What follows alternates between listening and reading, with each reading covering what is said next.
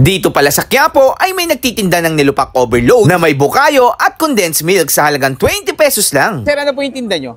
Nilupak po. Hello. May bukayo po siya, may margarine condensed. Sige nga sir, pa-order nga po ako ng isa. So guys, ito yung nilupak nila. Ayan, sa Villalobos lang pala si sir. Ano yung sir nilagay nyo? May margarine po siya. Margarine, ayun. Tapos ito. At bukayo po siya. May bukayo sa loob. Oo. Lalagyan ko po siya ng condensed po sa gitna rin po. Sir, yung bukayo nyo, homemade. Homemade po. Ako gumagawa niyan. Kayo po gumagawa ng bukayo? Pinakasabaw po talaga niyan. Yun po. Tapos ito sir, kayo din gumagawa? Gumagawa po na. Kami gumagawa na. Nakakailang po kayong ganyan sir sa isang araw? Minsan 300, 400. 300 pieces. Pag linggo tsaka biyernes, mas marami. Kalakasan po yun. Talaga? Grabe. No? Tapos 20 pesos ang isa. Ang laki sir ng ano sir, parang gusto ko na Minsan po, discount po ako, 350, gano'n po. Mas mura pag ano. Okay. Ganda. So, ayun guys, yung bukayo niya. Sir, ito, mga ilang piraso to? 350 po lahat. 350. Kakasimula nyo lang ngayon. Kanina pa po, kanang 5 PM. Pabalik-balik lang kayo, Villalobos. So, ayan sir. Pag nakita nyo si Tat, ano pangalan nyo tay? Noel po. Sir Noel, pag nakita nyo si Sir Noel dito sa Villalobos, tikman nyo tong bukayo. Ayan o. Bukayo. With condensed. Bukayo with condensed. Ayan, grabe. 20 pesos lang. Mura to tayo ha. Pwedeng mamerienda. Sir, thank you po ha. Tikman ko na po to. So bago tayo magtikiman time guys, syempre kasama pa rin natin yung ating Grain Smart Rice Coffee guys. Ang ganda nito. Meron siyang barley. And then yung sweetener na ginagamit niya is stevia. At sa mga naghahanap pala pag nandito kayo sa Quiapo, ayan, hanapin nyo lang yung Sheila's Dragon Fruit. Meron silang available na Grain Smart Rice Coffee doon. Naglagay yung Grain Smart doon parang dito sa simbahan tsaka dito sa Villalobos. So titikman na natin itong ating nilupak na merong kasamang Dati kasi sir, nilupak ang natitikman ko nilupak lang na walang bukayo. So dito guys, level up. Ayan, meron siyang bukayo tapos may margarine. Upgraded. Ikaw lang yata sir ng ganyan Tapos may gatas pa. Ayun lupit Margarine. So tikman natin guys kung anong lasa nito.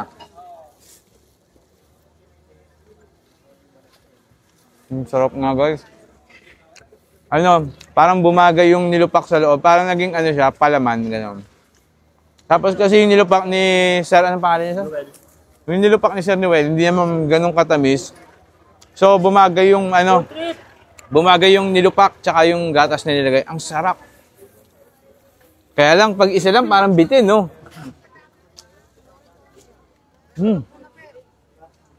Ang sarap.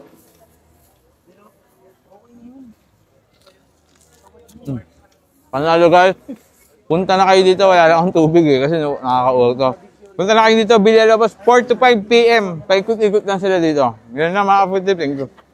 Dito pala sa Quiapo ay may nagtitinda ng nilupak overload na may bukayo at condensed milk sa halagang 20 pesos lang. Sir, ano po yung tinda nyo?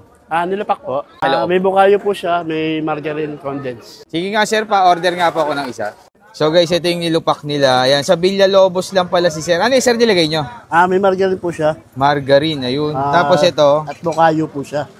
May bukayo sa loob. Oo. Lalagyan ko po siya ng condensed po sa gitna rin po. Sir, yung bukayo nyo, homemade? Homemade po. Ako gumagawa niyan. Kayo po gumagawa ng bukayo? Pinakasabaw po talaga niyan. Yun po.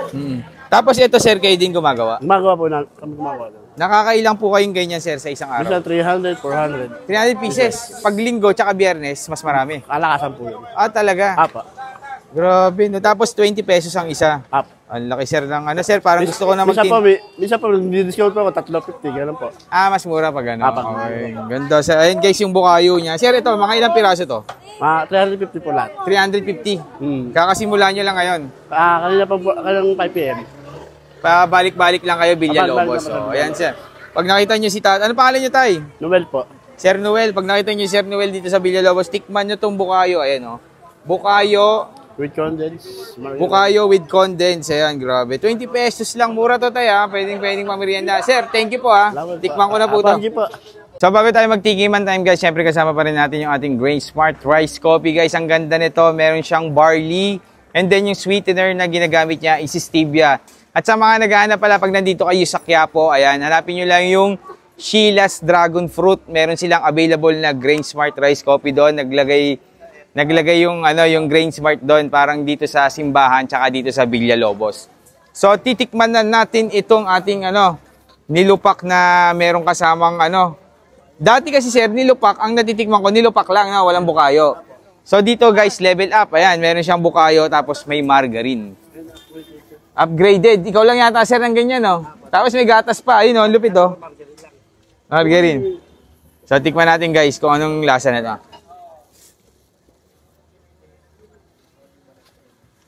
Sarap nga guys. Ano, parang bumagay yung nilupak sa loob. Parang naging ano siya, palaman, gano'n. Tapos kasi yung nilupak ni Sir, anong pangalan niya, Sir? Yung nilupak ni Sir Noel, hindi naman ganun katamis. So, bumagay yung ano, bumagay yung nilupak, tsaka yung gatas na nilagay. Ang sarap. Kaya lang, pag isa lang, parang bitin, no?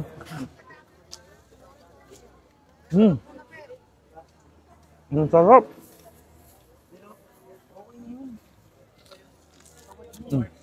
Panalo guys. Punta na kayo dito, wala lang akong tubig eh, kasi nakaka-uwag to. Punta na kayo dito, Villalobos, 4 to 5 p.m. Paikot-ikot lang sila dito. Ganun na mga kapatid, thank you.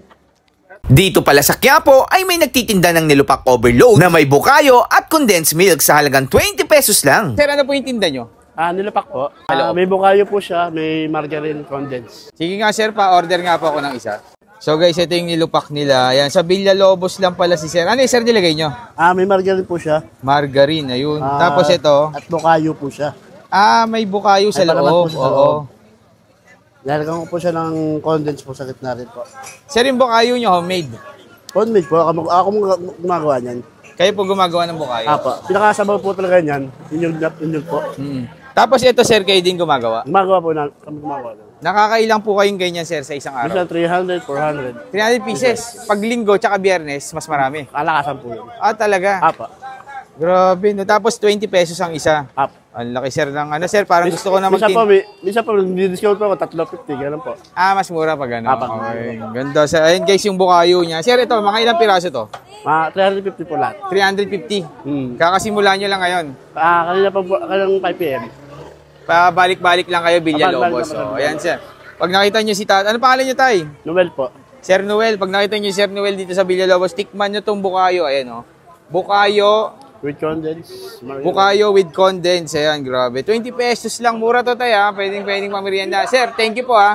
Tikman ko na po to. Thank you po. So bago tayo magtikiman time guys, syempre kasama pa rin natin yung ating Grain Smart Rice Coffee guys. Ang ganda nito, meron siyang barley and then yung sweetener na ginagamit niya is stevia. At sa mga naghahanap pala pag nandito kayo sa Quiapo, ayan, hanapin nyo lang yung Sheila's Dragon Fruit. Meron silang available na Grain Smart Rice Coffee doon. Naglagay yung yung Grain Smart doon parang dito sa simbahan tsaka dito sa Villalobos. So titikman na natin itong ating nilupak na merong kasamang Dati kasi sir, nilupak, ang natitikman ko, nilupak lang na walang bukayo. So dito guys, level up. Ayan, meron siyang bukayo tapos may margarine. Upgraded. Ikaw lang yata sir ng ganyan, no? Tapos may gatas pa. Ayun, no? Lupit, oh. Margarine. So tikman natin guys kung anong lasa na ito.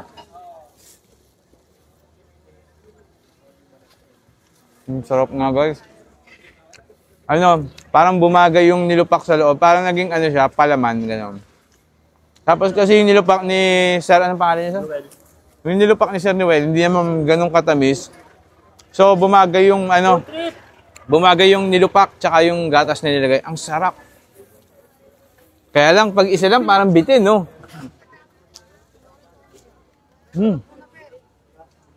Ang sarap.